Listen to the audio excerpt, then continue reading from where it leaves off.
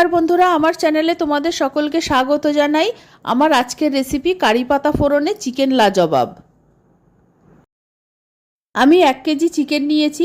চিকেনটাকে ধুয়ে পরিষ্কার করে নিয়েছি। আর এই চিকেনটা রান্নার আগে আমি ম্যারিনেট করব না, এটাকে সরাসরি রান্না করব। একটা মশলা তৈরি করে নেব।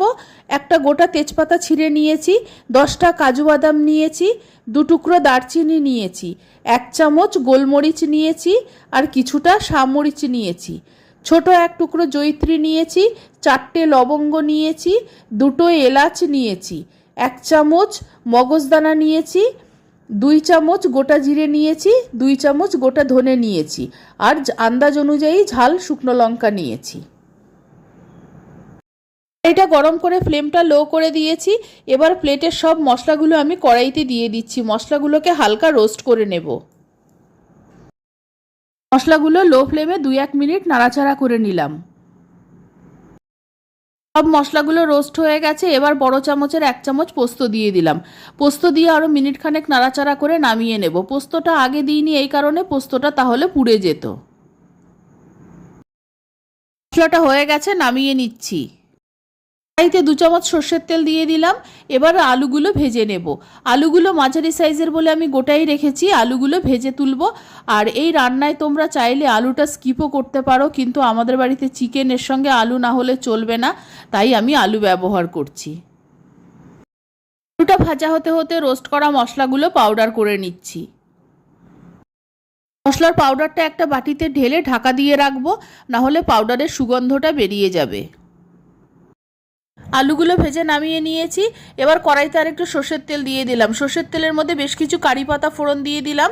কারি পাতা ফোড়ন দেওয়ার সময় একটু সাবধানে দিতে হবে, হট করে তেল ছিটকে গায়ে আসতে পারে। এবার কারি পাতাটাকে আমি ভালো করে ভেজে নিচ্ছি। কারি পাতা থেকে সুগন্ধ বেরিয়ে আসা পর্যন্ত কারি পাতাটাকে ভাজতে হবে। 1 কেজি চিকেনের জন্য আমি 4টে মাঝারি সাইজের কোচানো পেঁয়াজ নিয়েছি। এবার পেঁয়াজটা কারি পাতার মধ্যে দিয়ে দিলাম। পেঁয়াজটা লাল হয়ে যাওয়া পর্যন্ত ভালো করে ভেজে নেব। পেঁয়াজটা ভালো মতো ভাজা হয়ে গেছে। এবার 2টো টুকরো করে কেটে রাখা টমেটো পেঁয়াজের মধ্যে দিয়ে দিলাম। এবার টমেটোটা নরম হয়ে যাওয়া পর্যন্ত একটু নাড়াচাড়া করে নিচ্ছি। টমেটোটা খুব ভালো মতো নরম হয়ে গেছে। এবার আমি আদা আর রসুন একসঙ্গে বেটে রেখেছিলাম, সেখান থেকে 2 চামচ আদা রসুন বাটা আমি দিয়ে দিলাম। স্বাদ মতো নুন দিয়ে দিলাম।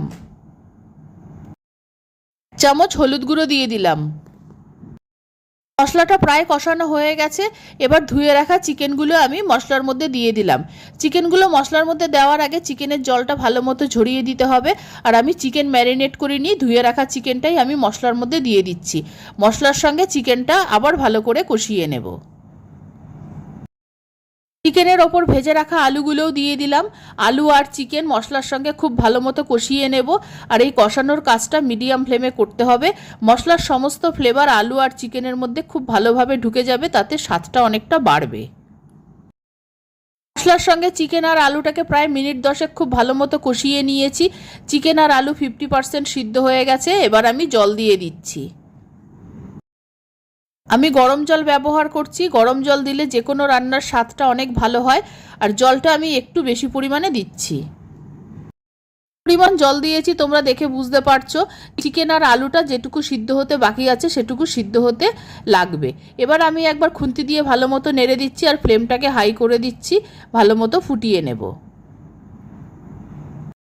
চিকেনের ঝোলটা যখনই ফুটতে শুরু করবে তখন যে রোস্ট করা মশলাটা তৈরি করে রেখেছিলাম সেই মশলাটা সবটাই আমি দিয়ে দেব।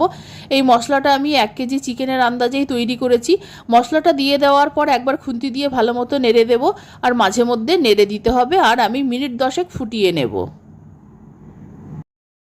মশলাটা দেওয়ার পর খুন্তি দিয়ে খুব ভালো মতো নেড়ে দিচ্ছি, যাতে মশলাটা কোথাও দলা পাকিয়ে না থাকে।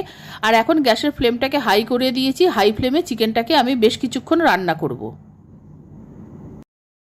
রান্নাটা যখন অর্ধেক হয়ে আসবে তখন 1 চামচ ঘি দিয়ে দিতে হবে।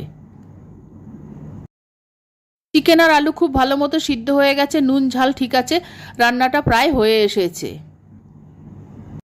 রান্নাটা হয়ে গেছে। আমি ভাতের সঙ্গে পরিবেশন করব বলে একটু বেশি ঝোল রাখলাম। তোমরা রুটি বা পরোটার সঙ্গে খেলে ঝোলটা আর একটু কমিয়ে নেবে। কারি পাতা ফোড়নে চিকেন লাজবাব তৈরি হয়ে গেছে। আমার এই রেসিপি ভালো লাগলে আমার চ্যানেলকে সাবস্ক্রাইব করার, লাইক করার, শেয়ার করার অনুরোধ রইল। আর আমার নতুন পুরনো সকল বন্ধুদের আন্তরিক ধন্যবাদ ও ভালোবাসা জানিয়ে আমি আমার ভিডিও শেষ করছি।